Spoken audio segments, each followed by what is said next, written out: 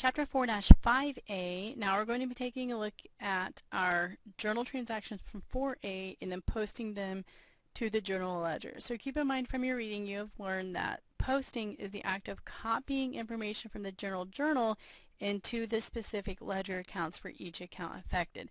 So on the left-hand side of the screen are my journal entries, and on the right-hand side are my ledgers. So we're not going to be able to go through every single one of them, but we'll get through several to where hopefully you'll understand the process. So I'm going to look at my first transaction where I debited cash. So I'm just copying that over. So whatever I did on the journal, I'm going to do the same thing on the ledger. So I'm taking my cash that I debited for $12,000. I'm going over here to my cash account on the ledger, putting my date, the $12,000 debit, and I'm creating and calculating my new balance. So this is kind of like a T account as well. Now the difference in the ledger accounts that are different from the T accounts is that we calculate an ongoing balance. The balance is always up to date after every transaction, whereas a T account we put in balanced. So this account has a zero balance in it. There's nothing in it before January 1st. So if I debit it for $12,000, my new balance is going to be a debit of $12,000. Also keep in mind for the cash account that it increases with a debit and decreases with a credit. So anytime I debit it, I'm going to add, and anytime I credit it, I'm going to subtract it from the previous balance. So I put the date, $12,000 debit, find my new balance, and it came from J1. My post reference tells me where I can find this transaction in my journal. So I go back over here to my journal and it's page 1. So J stands for journal and 1 is the page number. Then the last step is I take my account number from the ledger, which is 101, and I put it back in my post reference column for my cash account on the journal, and that tells me that I have posted that transaction. Okay, then you just go in order. So now my next one is I credited capital for $12,000. So I'm going to go over here and I'm going to scroll until I find my capital account, and here it is. So I put in the year, the month, and the day, and I credited it for $12,000. Again, this didn't have a beginning balance, so its new balance is a $12,000 credit. Now I will never have a balance in the debit column here because the normal balance in my capital account is a credit. So anytime I credit this account, I'm going to add, and if I would ever to debit this account, I would subtract it from my balance. But the ending balances in your ledger account should always be on the normal balance side.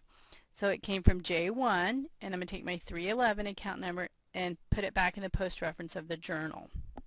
Okay, then I debited my rent expense account for $750. So I'm going to scroll down and find my rent expense account. So I put in my date, the second, $750 debit. My new balance is $750 debit because there was nothing there before. And also rent expense increases with the debit. Its normal balance is a debit. So anytime I debit this account, I'm going to add. If I ever credit this account, I'm going to subtract. But my ongoing balance should always be on the normal balance side, which is the debit side. It came from journal page 1, and I take my 521 and post it back. Then I credited cash. So I'm going to scroll back up to my cash account. These do go in numerical order.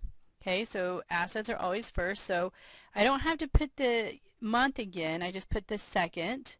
I credited for $750, so keep in mind this is my cash account. Credits decrease, so I take my previous balance of $12,000 minus my credit of $750, and my new cash balance is $11,250.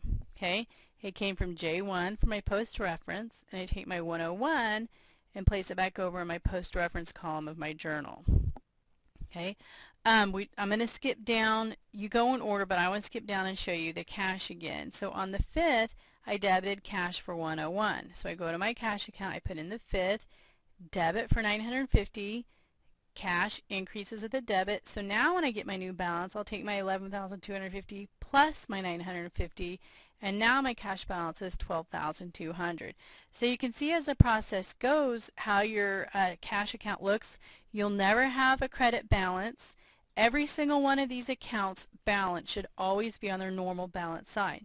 So this is where it becomes very important that you memorize the normal balance and how the accounts increase.